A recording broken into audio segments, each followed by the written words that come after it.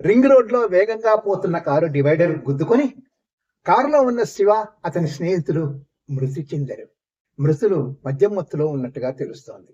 టీవీలో స్క్రోలింగ్ చూసి అవాక్కయ్యాను. శివ నా స్నేహితుడు లాంటి వాడు, నా మాట జవదాటుడు. ఈరోజు శివ పుట్టినరోజు. అతని పుట్టినరోజుకు నన్ను రమ్మని బలవంతం చేశాడు. వయసు సహకరించడం లేదని, అంత దూరం రాలేనని చెప్పాను. కానీ వదిలిపెట్టకుండా, సార్ మీకు ఇష్టమైన మంచి స్కాచ్ తెప్పించాను, జస్ట్ ఒక్క పెగ్ తీసుకొని మాతో ఎంజాయ్ చేయండి, కారులో మిమ్మల్ని మీ ఇంటి దగ్గర డ్రాప్ చేస్తాను ప్లీజ్ బలవంతం చేశాడు. సారీ శివ, నేను తాగను, చాలా రోజులైపోయింది, నేను మానేశాను, నన్ను బలవంత పెట్టవద్దు.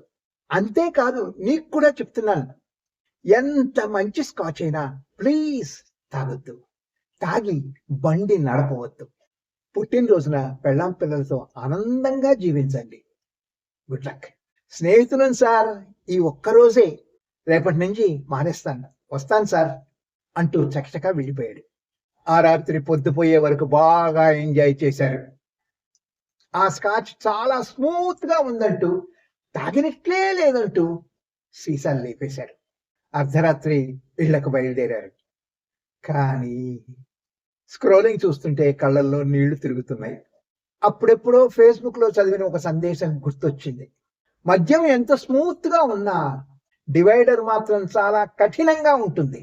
కొత్త సంవత్సరాన్ని మద్యంతో మొదలు పెట్టకండి. దీర్ఘాయుష్మాన్ భవ. Good luck.